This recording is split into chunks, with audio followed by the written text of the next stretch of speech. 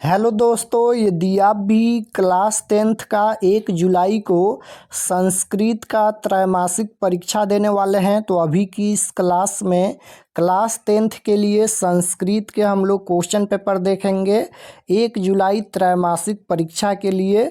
तो आप लोग इस क्लास में अंत तक बने रहिएगा। बिहार बोर्ड के द्वारा क्लास 10th के लिए जुलाई मंथ में त्रैमासिक परीक्षा के लिए एग्ज़ाम रूटीन जारी कर दिया गया है। 1 जुलाई से आप लोग का त्रैमासिक परीक्षा यानी क्वार्टरली एग्ज़ाम होने वाला है और 1 जुलाई को पहला दिन हिंदी और संस्कृत का त्रैमासिक परीक्षा यानी क्वार्टरली एग्ज़ाम होगा। तो हिंदी का क्वेश्चन पेपर हम बता दिए हैं। अभी की इस क्लास में हम लोग 1 जुलाई त्रैमासिक परीक्षा के लिए संस्कृत के क्वेश्चन पेपर देखेंगे क्लास 10th के लिए। तो ये संस्कृत का क्वेश्चन पेपर है। संस्कृत का विषय कोड 105 रहेगा, समय 3 घंटा का मिलेगा, पूर्णांक 80 रहेगा, 80 नंबर का एग्जाम होगा। तो सबसे पहले पेपर में खंड अ मिलेगा। खंड अ में आपसे वस्तुनिष्ठ प्रश्न यानी ऑब्जेक्टिव क्वेश्चन पूछा जाएगा। 1 से लेकर 70 तक ऑब्जेक्टिव क्वेश्चन पूछा जाएगा। इनमें से किन्हीं 40 प्रश्नों के उत्तर देना है परीक्षा में, यानी 70 ऑब्जेक्टिव क्वेश्चन में से 40 क्वेश्चन का उत्तर देना है। तो आइए पहला नंबर क्वेश्चन देखते हैं। फर्स्ट क्वेश्चन यहाँ पर पूछा गया है। पहला नंबर क्वेश्चन है कि एशिया महादेश का सबसे बड़ा सेतु कौन है। ये क्वेश्चन आपके फाइनल बोर्ड परीक्षा में भी पूछा जाएगा। तो आप लोग ये सभी क्वेश्चन को ज़रूर याद कर लीजिएगा, क्योंकि इसमें से क्वेश्चन आपके फाइनल परीक्षा में भी पूछा जाता है। तो एशिया महादेश का सबसे बड़ा सेतु कौन है? तो याद रखिएगा, एशिया महादेश का सबसे बड़ा सेतु है Gandhi Setu. Right answer option number C हो जाएगा, गांधी सेतु। क्वेश्चन नंबर 2 पूछा गया है कि कौमुदी महोत्सव कहाँ मनाया जाता था। तो कौमुदी महोत्सव कहाँ मनाया जाता था? ये पाटलिपुत्र में मनाया जाता था। Right answer option number C हो जाएगा। और कौमुदी महोत्सव ये किस ऋतु में मनाया जाता था? तो ये शरद ऋतु में मनाया जाता था और ये पाटलिपुत्र में मनाया जाता था, याद रखिएगा। मैथिली कोकिल के नाम से कौन प्रसिद्ध है? मैथिली कोकिल यानी मैथिली कवि के नाम से कौन प्रसिद्ध है? तो मैथिली कवि कौन है? विद्यापति हैं। राइट आंसर ए हो जाएगा। मैथिली कवि कौन है? विद्यापति। या विद्यापति कौन से कवि हैं? तो ये मैथिली कवि हैं, याद रखिएगा। और आलस कथा पाठ के रचयिता कौन है? विद्यापति हैं। क्वेश्चन नंबर 4 यहाँ पर पूछा गया है कि सौर शुक्ला सरस्वती किसने कहा? सौर शुक्ला सरस्वती किसने कहा? दंडी ने। राइट आंसर डी हो जाएगा, दंडी ने। क्वेश्चन नंबर 5 है कि गंगा देवी का समय क्या है? तो गंगा देवी का समय क्या है? तो ये हो जाएगा 14वीं सदी।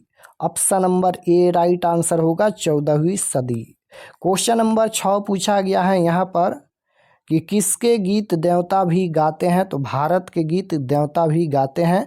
तो भारतवर्ष के। Right answer option number A हो जाएगा।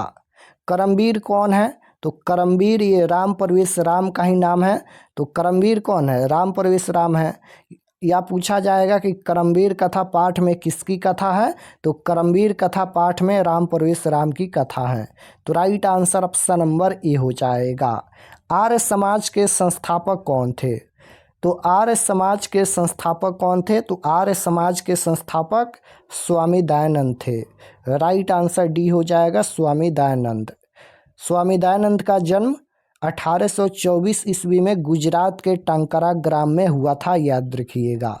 क्वेश्चन नंबर 9 पूछा गया है कि कौन लोभ से प्रभावित हुआ? कौन लोभ से प्रभावित हुआ? तो राइट आंसर हो जाएगा ऑप्शन नंबर ए, पथिक। अशांति सागर के तटों के बीच कौन स्थित है? तो इसका आंसर हो जाएगा संसार। Option number D right answer होगा। बहती नदी कहाँ मिलती है?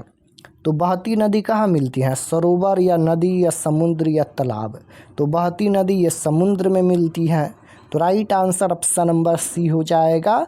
बहती नदी कहाँ मिलती है? समुद्र में। सत्य का खजाना कहाँ है? तो सत्य का खजाना कहाँ है? तो ये हो जाएगा देवलोक। ऑप्शन नंबर सी हो जाएगा, देवलोक में। भारत महिमा पाठ का द्वितीय श्लोक किस पुराण से संकलित है? तो भारत महिमा पाठ का द्वितीय श्लोक ये किस पुराण से संकलित है? तो याद रखिएगा भागवत पुराण से संकलित है। तो राइट आंसर बी हो जाएगा भागवत पुराण। पुराण के रचनाकार कौन है? तो पुराण के रचनाकार कौन है? तो महर्षि वेद व्यास हैं। राइट आंसर सी हो जाएगा। रूप की रक्षा किससे होती है?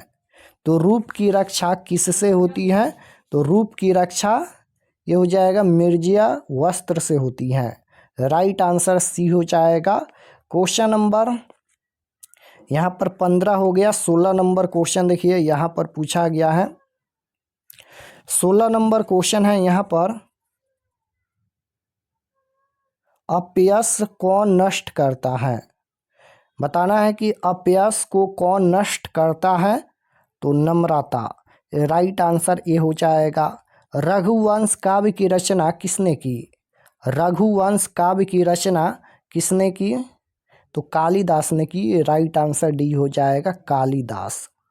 मंदाकिनी नदी किस पर्वत के निकट प्रवाहित होती हैं? तो जो मंदाकिनी नदी है वह किस पर्वत के निकट प्रवाहित होती हैं? तो चित्रकूट पर्वत के निकट। राइट आंसर ए हो जाएगा चित्रकूट पर्वत। क्वेश्चन नंबर 19 पूछा गया है यहाँ पर। 19 नंबर क्वेश्चन है, भिक्षु किस वेश में आया था? किस वेश में आया था? तो ब्राह्मण के भेष में। राइट आंसर डी हो जाएगा ब्राह्मण के भेष में। कर्ण कवच और कुंडल किसको दिया? कर्ण कवच और कुंडल किसको दिया?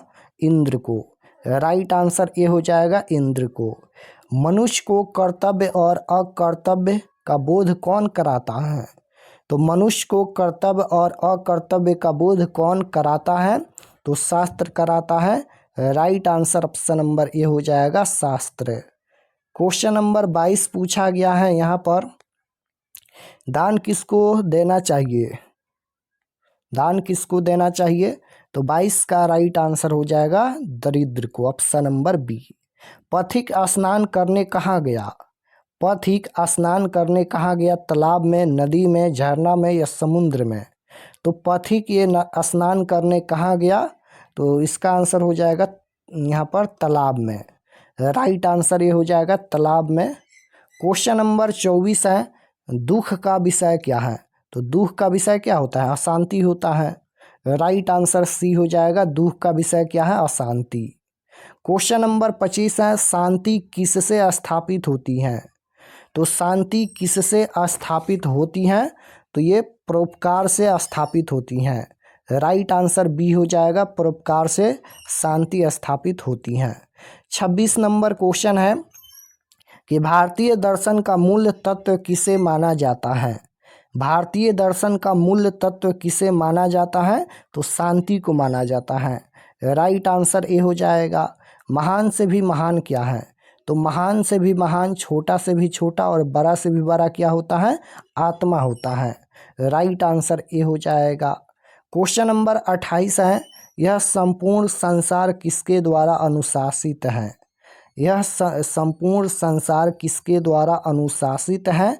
तो इसका आंसर हो जाएगा परमात्मा। Option number B. Question number 29 देखिए पूछा गया है कि सत्यमेव जयते ये किस उपनिषद का मूल मंत्र है? सत्यमेव जयते किस उपनिषद का मूल मंत्र है? तो सत्यमेव जयते ये मुंडकोपनिषद का मूल मंत्र है। राइट आंसर सी हो जाएगा Mundakopanishad. Option number C right answer. किस देश में देवता बार बार जन्म लेना चाहते हैं? तो भारत हो जाएगा। Option number B. हमारी भारतीय धारा कैसी है? हमारी भारतीय धारा कैसी है? तो विशाल है। राइट आंसर डी हो जाएगा विशाल है। क्वेश्चन नंबर 32 देखिए, व्याकरण का क्वेश्चन पूछा गया है, इस धातु के लोट लकार मध्यम पुरुष बहुवचन रूप कौन है? इस धातु के लोट लकार मध्यम पुरुष बहुवचन का रूप पूछा गया है। तो ये हो जाएगा इच्छत हो जाएगा। ऑप्शन नंबर सी। क्रू में कौन सा लकार है? तो क्रू में ये हो जाएगा लोट लकार। Option number B right answer. लंब प्लस उदर की संधि होगी, यानी ये किस शब्द का संधि विच्छेद है? लंब प्लस उदर। तो लंबोदर का संधि विच्छेद है, राइट आंसर बी हो जाएगा। क्वेश्चन नंबर 35 देखिए पूछा गया है कि प्रतिष्ठा कौन सी संधि है। प्रतिष्ठा कौन सी संधि है, तो ये व्यंजन संधि का उदाहरण है, राइट आंसर सी हो जाएगा। मनोहर का संधि विच्छेद क्या होगा। मनोहर का संधि विच्छेद क्या होगा, तो मनः प्लस हर हो जाएगा, option number B right answer. Question number 37 पूछा गया है कि परा उपसर्ग से कौन सा शब्द बना है। तो परा उपसर्ग किस में जुड़ा है, तो परा उपसर्ग प्राजय में जुड़ा है, राइट आंसर ए हो जाएगा।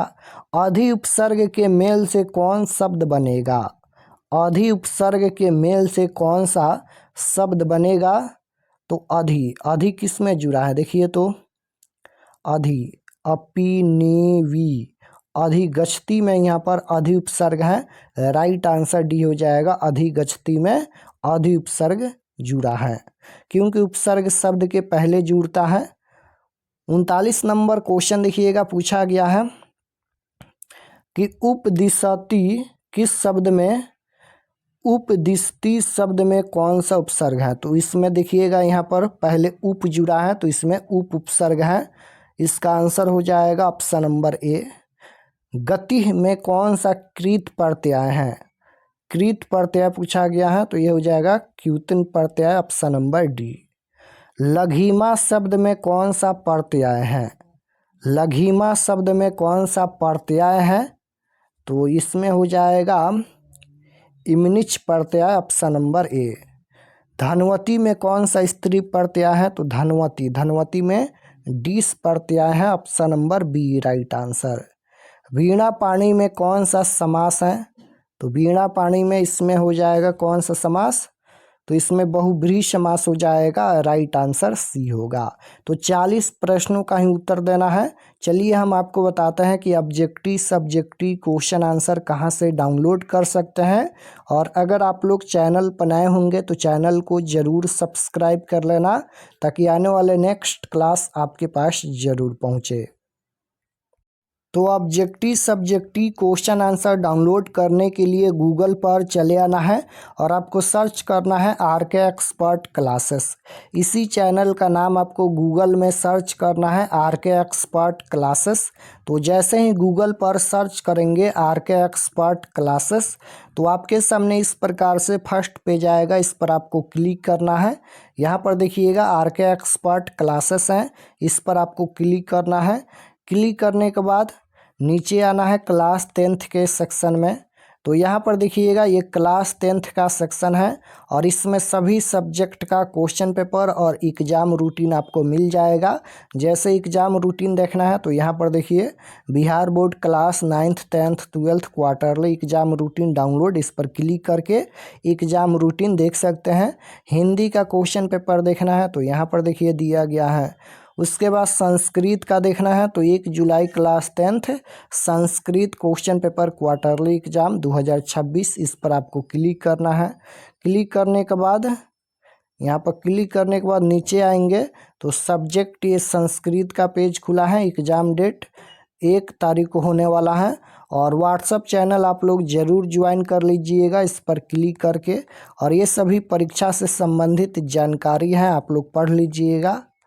और यहाँ पर ये ऑब्जेक्टिव के लिए है, ऑब्जेक्टिव आंसर यहाँ पर अपडेट कर दिया जाएगा। और नीचे आएंगे तो यहाँ पर डाउनलोड पर क्लिक करके आप लोग सब्जेक्टिव PDF डाउनलोड कर सकते हैं।